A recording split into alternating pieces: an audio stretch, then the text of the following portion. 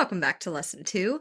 This time, we're going to talk about effectively managing multiple clients. And I wanted to make sure this was in the course because if your goal is to grow your business, then you'll very likely be working with more than one client. So with that in mind, it's good to have a structure to keep yourself sane and be able to accomplish everything you need to. Let's get started. Okay, starting with structuring your week. Luckily, we've already touched on this, so it's nothing incredibly new or groundbreaking, but it's so important that I wanted to reiterate it again.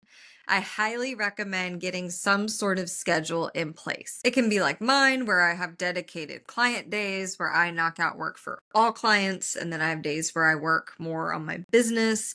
Or you can have set days that you work on set clients. So, for example, on Mondays, you work on clients 1 and 2, and then on Tuesdays, you work on clients 3 and 4. Either way, having a schedule that works with how you work best is a game changer for getting everything accomplished without feeling stressed out. You might have to play around with it a little bit. You might have a configuration that looks a little bit different than what I've outlined, but just take some time and figure out what your best way of working and structuring your week looks like, and then try to stick to it. Additionally, if you know you work better on new ideas in the afternoons, for example, then don't schedule emails for that time. Let your schedule follow how your brain works best.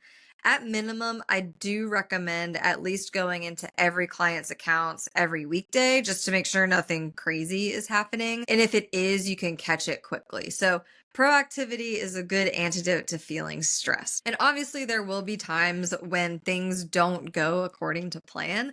That's why I recommend setting a general schedule for yourself and not one that's super strict and just doesn't take life into account, because things always come up.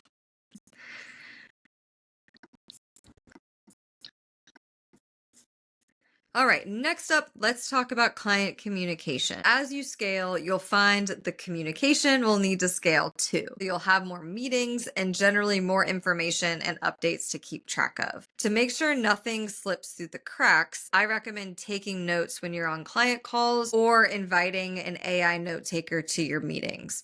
And then after you leave the call, send a call recap outlining important notes and next steps for both parties, and then immediately go and schedule your next steps. I found the longer you wait to send the recap and schedule your next steps, the easier it is to forget and for things to slip through the cracks. So with all that out of the way, I think it's pretty obvious that I place a large importance on client communication in my business.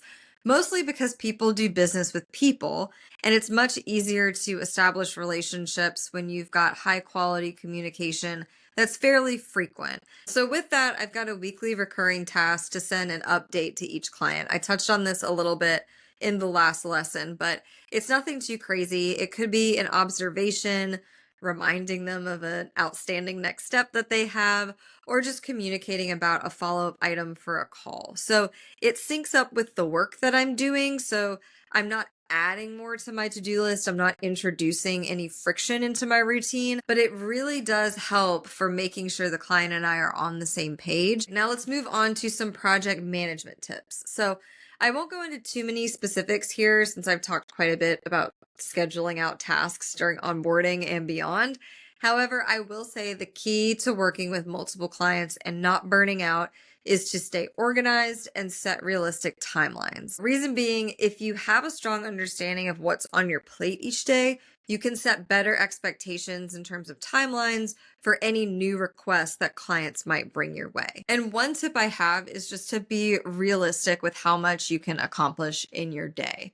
So keep your meetings in mind when you're planning your tasks for specific days. You might think you can do a bunch of work on days when you have a bunch of client calls, but I promise you it rarely works that way. So on days where you've got a bunch of meetings, be sure that you're not scheduling a ton of tasks for yourself as well. Try to distribute it and keep in mind the commitments that you have on certain days. And even if you just have one client, Still try to implement these processes and stay as organized as you would if you had multiple clients. So it's much easier to slot in new clients into an existing process that's a habit than it is to switch up your entire process as you scale. And your workload estimates won't be perfect at first, so don't beat yourself up if you're finding that, you're either over or underestimating. It'll take a bit of time to really understand how long some things take so that you can effectively structure your day. But if you stick with it, I promise it will pay off and you'll just feel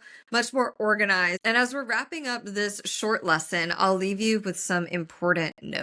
With managing multiple clients, there isn't a one size fits all approach. What works for me may not work for you, but I promise that being organized will make you feel much less stressed. And then I mentioned this earlier, but act like you're already managing multiple clients if you don't have them already. Just embodying that mindset will make adding on more clients feel a lot easier and more doable. And with that in mind, let's talk action items for this lesson. So first, think about how you want to structure your week and try it out for a couple of weeks. See if it works for you. And if it doesn't, then make some changes. And then get in the habit of reaching out to clients if you have them already via email or Slack once a week, just to provide quick little updates, keep the lines of communication open. And if you don't have meetings with your clients, I recommend start getting those scheduled.